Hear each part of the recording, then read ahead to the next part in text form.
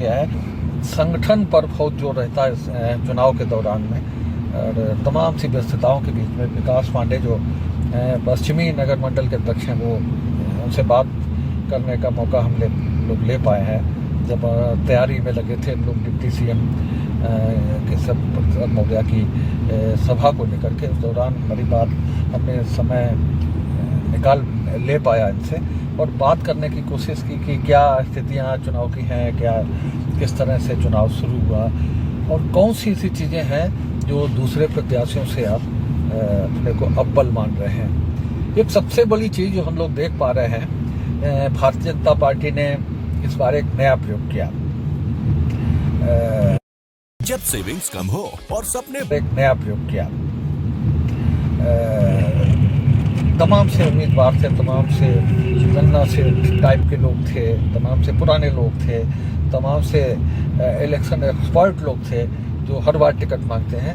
इन सब के बीच भारतीय जनता पार्टी ने एक नया प्रयोग किया है। अपने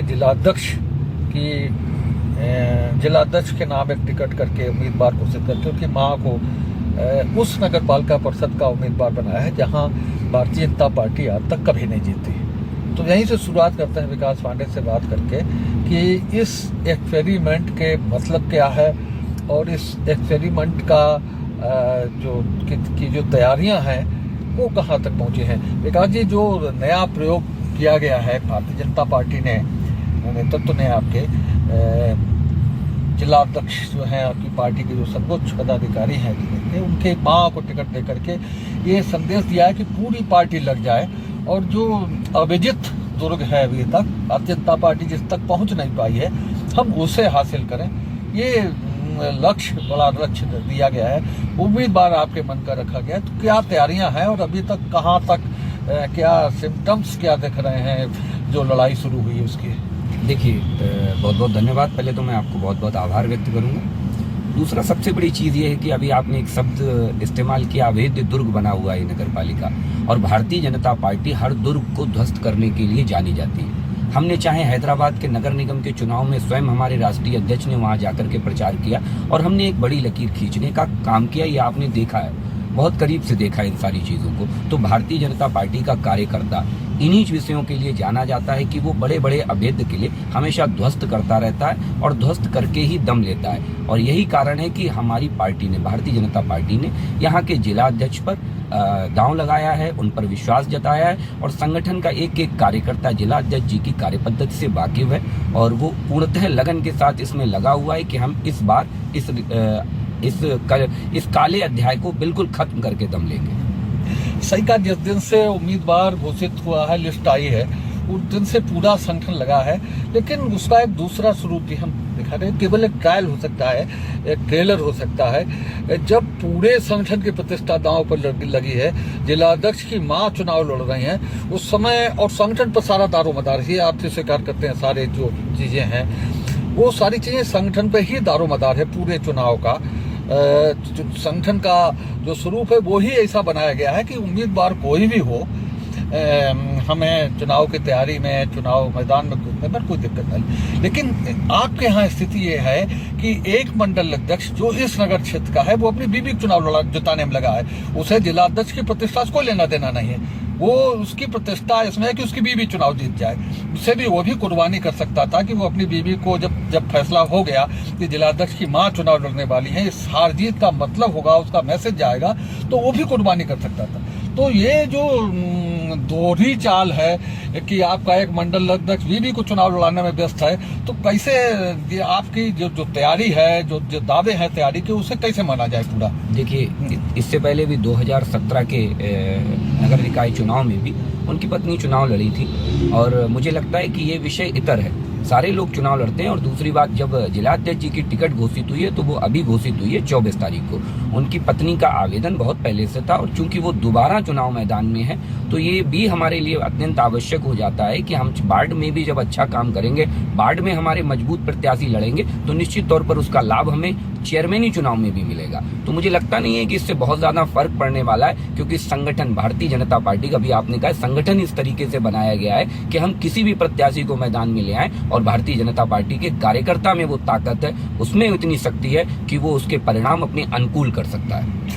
इस बार भी ये देखने को आ रहा है, जैसे पहले भी होता रहा है, जो लोग चुनाव हारे हैं उनसे पूछिए कि उनका दर्द, चाहे अब माला पारिया के पति संजीव पारिया से पूछिए, मिथिलेश अग्रवाल से पूछिए, सारे कि मंच पर भाषण बहुत अच्छे अच्छे हो रहे हैं, फेसबुक पोस्ट के जो टेस्ट हैं और जो उसके जो स्वर हैं वो अलग अलग हैं, तो दोनों में साम नहीं है, लेकिन भाषण मंच पर जब देते हैं तो बहुत अच्छे अच्छे भाषण से।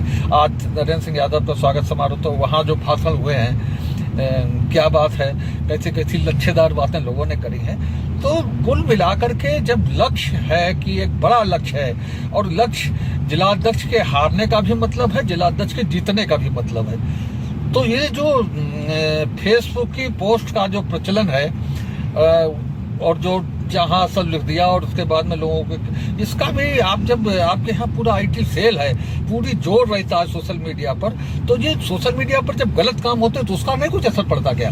बिल्कुल, देखिए हम आप अगर देखेंगे 2013-14 में जब माननीय नरेंद्र मोदी जी केंद्रीय राजनीति के शिखर पर आए तो सोशल मीडिया का एक अलग दौर सेट किया गया, एक अलग माहौल सेट किया गया, और मुझे लगता है उसका भारतीय जनता पार्टी की सरकार को 2014 में बनने का और 2017 और 19 में बनने का बड़ा योगदान रहा है सोशल मीडिया का। हम इसमें कतई लब्बो लुबाब नहीं करेंगे, हम बिल्कुल स्पष्ट कहते हैं। दूसरी बात, वहीं निगेटिव प्रचार, निश्चित तौर पर पार्टी में मुझे लगता है कि इस तरीके के विषयों का भी हम संज्ञान लेते हैं और ऐसे लोगों को प्रथम दृष्टया हम मनाने का काम करते हैं। हम उन पे कार्रवाई करने से इतर है, क्योंकि इन्हीं सोशल मीडिया वॉलंटियर्स के बलबूते हमने 2014, 2017 और 2019 में और 2022 में पुनः उत्तर प्रदेश में सरकार बनाई। तो मुझे लगता है इन सारे वॉलंटियर्स को दिग्भ्रमित करने का जो काम विरोधियों के द्वारा किया जाता है, चाहे नैरेटिव सेट कर करके हो, चाहे जातिगत नैरेटिव सेट करना हो, चाहे पोलराइजेशन करने की बात हो, ध्रुवीकरण करने की बात हो, तो उन नैरेटिव के आधार पर जो एक राजनीति करने का चलन फर्रुखाबाद में बना है। अभी आपने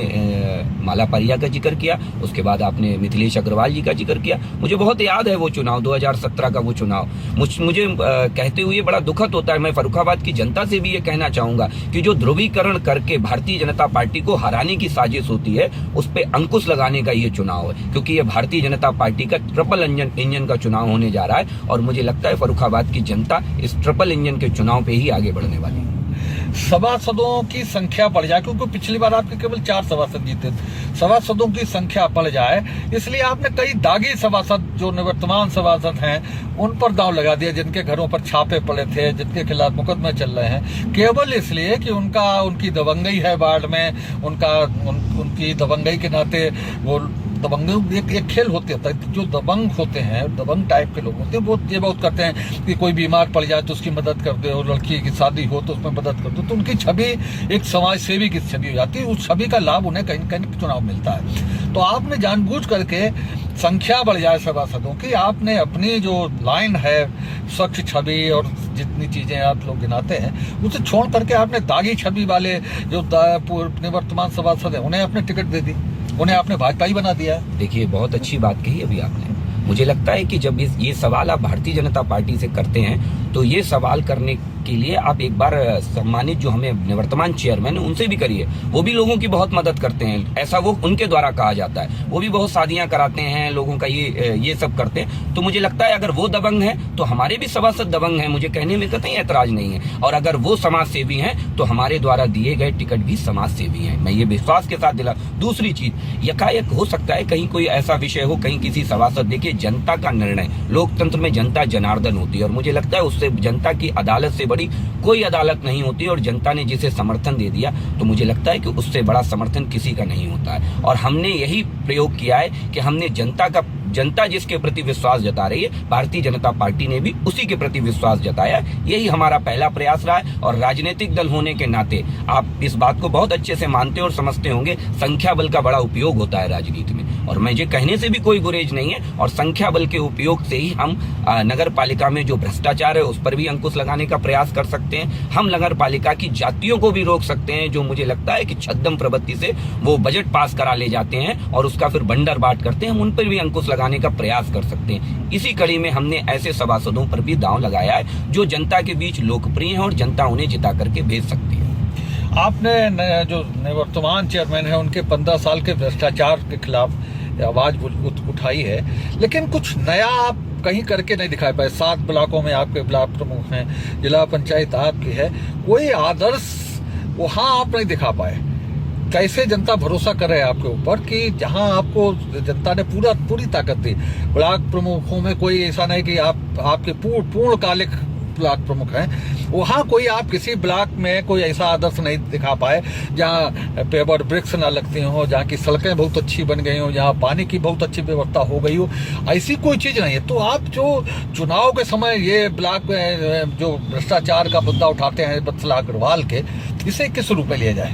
देखिए, बहुत बुनियादी सवाल आपने किया है। अभी हमारे जो आप ब्लॉक प्रमुखों की बात कर रहे हैं, अभी कोरोना काल से लेकर के हमारे ब्लॉक प्रमुखों ने अभी जुमा 2-3 साल का ही कार्यकाल हुआ है उन्हें अभी अपनी जर्नी स्टार्ट करते हुए। जब हम बात वत्सल अग्रवाल जी की करते हैं, निवर्तमान चेयरमैन की करते हैं, तो निश्चित तौर पर एक बड़ा सवाल उठता है कि वो आज 15 साल से इस फर्रुखाबाद की नगर पालिका में चेयरमैन ही कर रही हैं। नगर पालिका की जनता ने उन्हें सेवा करने का अवसर दिया। मुझे लगता है, मैं जब आपको विश्वास के साथ कहता हूँ, जब मैं अपनी पड़ोसी जनपद की शाहजहानपुर नगर पालिका को देखता हूं तो बड़ा दुखद होता है। आज फर्रुखाबाद इस उत्तर प्रदेश की दूसरे सबसे बड़ी नगर पालिका है और आपको भी ये मालूम होना चाहिए, जितनी बड़ी नगर पालिका होती है उतने ही ज्यादा उसका बजट आता है और उस बजट का मूल्यांकन उसकी जनसंख्या के हिसाब से ही उस बजट का आवंटन होता है। तो उस आधार पर अगर देखा जाए तो वत्सल अग्रवाल जी से सीधी फर्रुखाबाद की जनता ये सवाल पूछेगी। मैं एक सवाल आपके माध्यम से जरूर वत्सल अग्रवाल जी से आपको मौका लगे पूछिएगा, पूरे फर्रुखाबाद जनपद के अंदर वो एक ऐसी सड़क मुझे बता दें जिसे उन्होंने 5 साल में दोबारा ना बनाया हो, जो 5 साल से ज्यादा चली हो। ऐसी एक भी सड़क अगर वत्सल अग्रवाल जी मुझे बता दें, उनके पति चेयरमैन मनोज अग्रवाल जी बता दें, तो मैं उनसे शर्त लगाने को तैयार हूं। अगर वो एक भी ऐसी सड़क मुझे बता दें। निश्चित तौर पर भ्रष्टाचार की जड़ें बहुत गहरी हैं और भारतीय जनता पार्टी की चाहे केंद्रीय नेतृत्व की लड़ाई हो, चाहे हमारे यहाँ फर्रुखाबाद में भ्रष्टाचार के खिलाफ लड़ाई हो, हमारे ही कार्यकर्ताओं ने मुद्दा उठाया था। आपको याद हो, उनके द्वारा स्थापित MIC नगर पालिका की स्कूलों, जो नगर पालिका स्कूल संचालित करती है, उनकी दशा और दुर्दशा हम सब जानते हैं। और नगर पालिका के स्कूल आज बद से बदतर स्थिति में होते जा रहे हैं और स्वघोषित समाज सेवी ने अपने 5 स्टार होटल जैसे स्कूलों का शिलान्यास चालू कर दिया। उनके द्वारा 5 स्टार होटल जैसे स्कूल बनाए जा रहे हैं, लेकिन नगर पालिका के स्कूलों की दशा मुझे लगता नहीं है किसी से छुपी है। चलिए, आखिरी सवाल ये कि क्या कुछ नया प्रचार में है? कैसे आप जो पुराने लोग हैं, पुराने लड़ाकू हैं, उनसे कैसे जीत पाएंगे? क्या कुछ नई रणनीति बनाई है? नए प्रचार के कुछ साधन बनाए हैं? क्या तरीके अपना रहे हैं आप? देखिए, भारतीय जनता पार्टी अपनी नीति, नियत और नेतृत्व इनके बल पर चुनाव में जाती है। हमारी नीति बिल्कुल साफ है, सबका साथ, सबका विकास और सबका विश्वास। हमारी नीयत बिल्कुल साफ है, एक आदमी को उसके घर तक सुविधाएं पहुंचे, चाहे स्वच्छ जल की हो, चाहे सड़कों की साफ सफाई की हो, चाहे हर गली में जलती हुई जगमगाती हुई स्ट्रीट लाइटें हों, उनकी व्यवस्थाएं सुचारू रूप से आम जनमानस तक पहुंचे। दूसरी बात, सबसे बड़ी चीज है हमारा नेतृत्व। हमारा नेतृत्व ऐसा है जो 5 बरस काम करने वाला नेतृत्व। हमारा कार्यकर्ता नीचे मिलेगा आपको, हमारा पदाधिकारी नीचे मिलेगा, हमारा चेयरमैन आपको मिलेगा। हम ऐसा चेयरमैन नहीं देंगे जो 5 साल में केवल चुनाव के समय आपको दिखाई दे। हम ऐसा चेयरमैन देंगे आपको जो 5 बरस जनता के बीच काम करे, जनता के बीच रहे और जनता की सेवा करे। हमारा एक ही निवेदन है आपके इस चैनल के माध्यम से पूरे फर्रुखाबाद की जनता से, सबको देखा बारी बारी, अब की बारी भगवादारी। सबको देख लिया, आजमा लिया, एक को 15 साल देख लिया, एक को 10 साल देख लिया। हमारा निवेदन है फर्रुखाबाद की जनता से, 5 वर्ष केवल भारतीय जनता पार्टी के चेयरमैन को सेवा का अवसर दीजिए। डबल इंजन की सरकार का आपने उत्तर प्रदेश के अंदर विकास देखा और मुझे लगता है जब ट्रिपल इंजन की सरकार बनेगी तो फर्रुखाबाद की नगर पालिका भी उस विकास में भागीदार बनेगी। ठीक है, हम कुछ और सवालों के जवाब भी आपसे चाहते थे, लेकिन हम मंजिल तक पहुंच गए हैं और बिग बुलेटिन जो हमारा डिबेट शो है उसका समय हो रहा है, इसलिए फिलहाल आज की इस बातचीत को यहीं पर समाप्त कर रहे हैं। आपने समय दिया, बातचीत में भाग लिया, बहुत बहुत धन्यवाद।